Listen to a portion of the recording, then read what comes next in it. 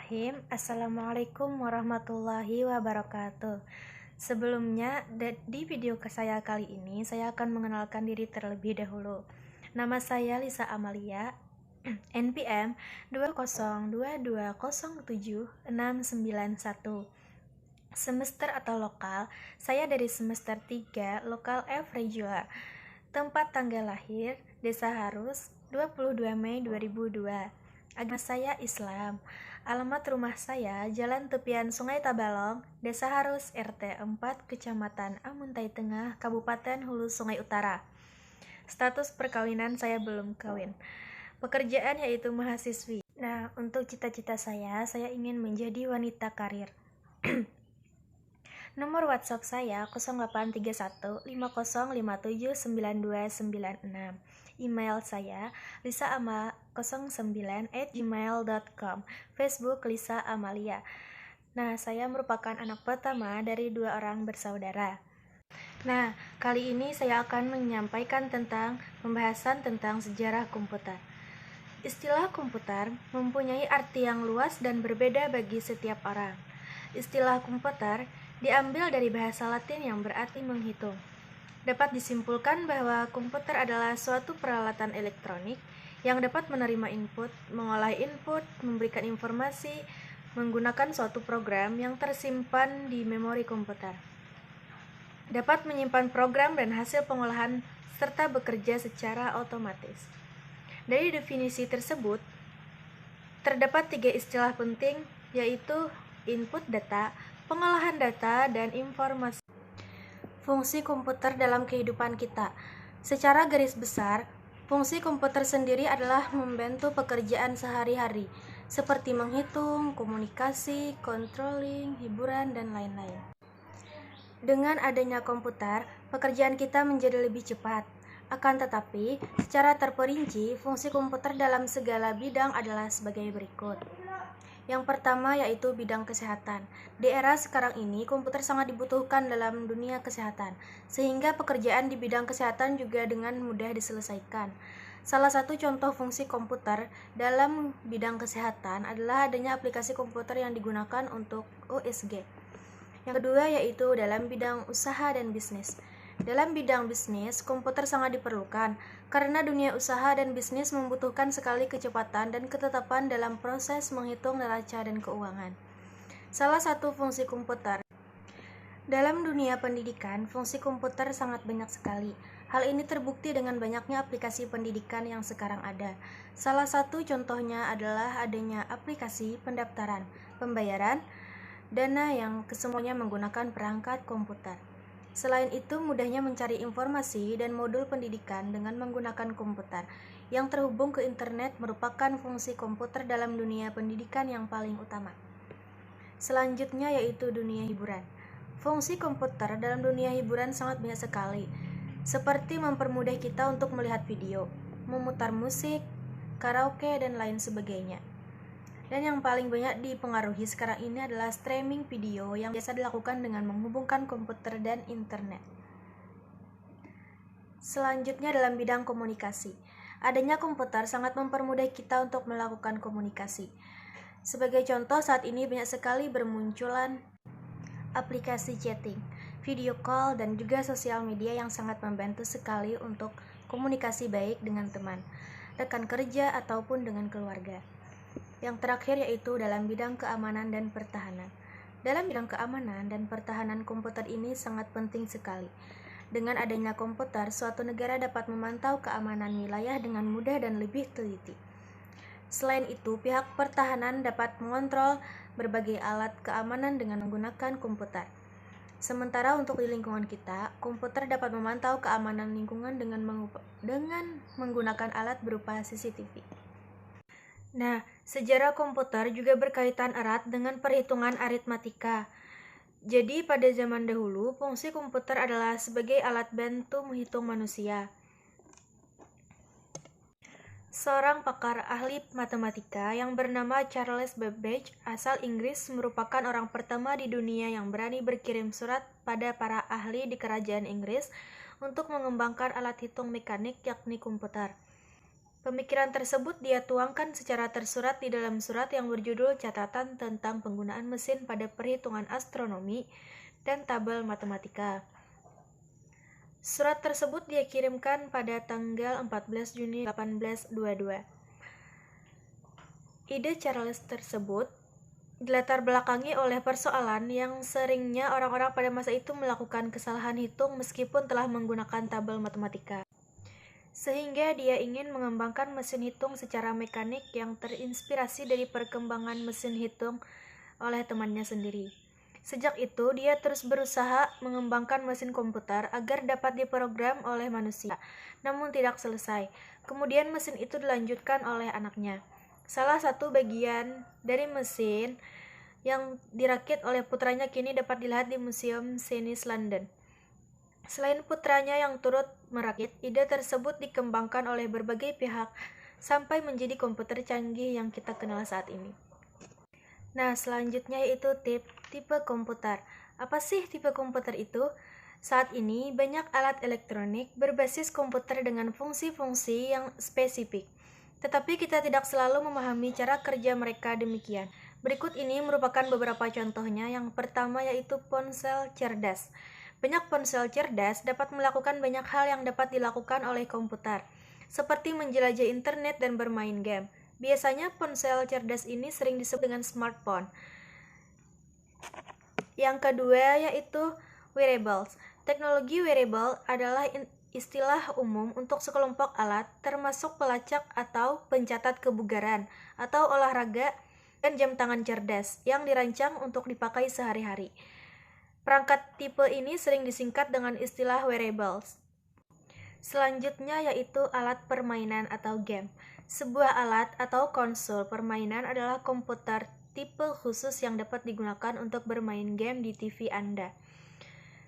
Yang terakhir yaitu televisi atau TV. Saat ini banyak televisi dilengkapi dengan aplikasi yang dapat digunakan untuk mengakses berbagai macam konten online. Sebagai contoh, Anda dapat menonton streaming video langsung dari internet ke televisi Anda. Dunia bisnis adanya aplikasi akuntansi dan keuangan. Yang ketiga yaitu dalam bidang pendidikan. Pengolahan data dengan menggunakan komputer dikenal dengan nama pengolahan data elektronik atau electronic data processing. Data sendiri adalah kumpulan kejadian yang diangkat dari suatu kenyataan atau fakta, dapat berupa angka-angka, huruf, simbol-simbol khusus, atau gabungan dari ketiganya. Sejak dahulu kala, proses pengolahan data telah dilakukan oleh manusia. Manusia juga menemukan alat-alat mekanik dan elektronik untuk membantu manusia dalam penghitungan atau pengolahan data supaya bisa mendapatkan hasil yang lebih cepat. Sini saya akan menjelaskan pertama tentang komputer generasi pertama. Dengan terjadinya Perang Dunia Kedua, negara-negara yang terlibat dalam perang tersebut berusaha mengembangkan komputer untuk mengeksploit potensi strategis yang dimiliki komputer. Pihak sekutu juga membuat kemajuan lain dalam perkembangan kekuatan komputer. Selanjutnya komputer generasi kedua. Pada tahun 1948, penemuan transistor sangat mempengaruhi perkembangan komputer. Transistor menggantikan tub vakum di televisi, radio, atau komputer. Akibatnya, ukuran mesin-mesin elektrik berkurang drastis. Nah, yang ketiga yaitu fungsi dan kegunaan komputer. Fungsi dan kegunaan komputer secara umum dapat membantu kita menyelesaikan banyak tugas-tugas kita. Namun seiring berjalannya waktu dan berkembangnya teknologi sekarang, komputer tidak hanya untuk menyelesaikan tugas yang berhubungan dengan aritmatika saja. Beberapa fungsi dan kegiatan komputer sekarang ini yaitu sebagai berikut. Nah, untuk fungsi yaitu fungsi multimedia. Dengan komputer kita dapat mengolah atau mengedit foto atau mengolah dan memperbaiki video. Juga dapat untuk merekam sebuah lagu. Jadi kita dapat mengedit foto yang kita sukai agar menjadi lebih baik atau terlihat lucu. Fungsi hiburan seperti misalkan bermain game, mendengarkan musik atau lagu, atau menonton film. Kita bisa menginstal game pada komputer kita dan memainkannya asal komputer kita memiliki spesifikasi yang diminta oleh game tersebut. Selanjutnya pembahasan tentang hardware. Hardware atau perangkat keras adalah sebuah alat atau benda yang kita bisa lihat, sentuh, pegang, dan memiliki fungsi tertentu. Secara fisik, ada wujudnya dan ada juga bentuknya. Perangkat keras ini terdiri atas 3 jenis, yaitu yang pertama yaitu perangkat masukan atau input device, yang kedua perangkat keluaran atau output device, yang ketiga perangkat pengolahan data atau processor. Macam-macam perangkat keras yaitu CPO yang merupakan alat yang berfungsi sebagai pemroses data. Yang kedua yaitu monitor yang merupakan alat yang mampu menampilkan teks maupun gambar dari data yang sedang diproses dalam CPU. Yang ketiga keyboard, yang keempat mouse, yang kelima printer, yang keenam CD-ROM, yang ketujuh compact disk atau CD, yang delapan floppy disk, yang kesembilan hard disk, yang ke-10 scanner, yang ke-11 USB plus disk. Nah, selanjutnya yaitu saya akan menjelaskan tentang software. Software atau perangkat lunak adalah sekumpulan data elektronik yang disimpan atau diatur oleh komputer. Data elektronik tersebut yang disimpan oleh komputer itu dapat berupa program atau instruksi yang akan menjalankan suatu perintah. Melalui software atau perangkat lunak inilah suatu komputer dapat menjalankan suatu perintah. Software berbayar merupakan perangkat lunak yang didistribusikan yang bertujuan komersil. Setiap pengguna yang ingin menggunakan atau mendapatkan software tersebut dengan cara membeli atau membayar pada pihak yang mendistribusikannya. Perkembangan komputer dari masa ke masa selalu mengalami peningkatan. Pada awalnya, komputer bukanlah alat yang diciptakan untuk berbagai kegunaan seperti yang pada kita amati pada zaman sekarang. Dulu komputer diciptakan hanya sebagai alat untuk mempermudah dalam perhitungan atau lebih mudahnya sebagai mesin hitung matematika. Nah, selanjutnya yaitu tambahan sedikit dari saya, yaitu sebagian besar kegiatan yang dilakukan manusia di era modern ini dilakukan menggunakan komputer, terlebih di saat pandemi seperti ini, di masa seluruh aktivitas bertransformasi menjadi serba online. Perangkat komputer yang awalnya diajukan hanya sebagai sarana penunjang pekerjaan, kini sudah menjadi suatu kebutuhan yang wajib dimiliki oleh masyarakat. Sebelum dilengkapi oleh fitur yang serba canggih seperti sekarang ini, perkembangan komputer juga diawali dari sebuah inovasi yang sederhana yang sejak lahir pada tahun 1800-an. Nah, di sini saya akan menyebutkan jenis-jenis komputer. Yang pertama yaitu komputer desktop.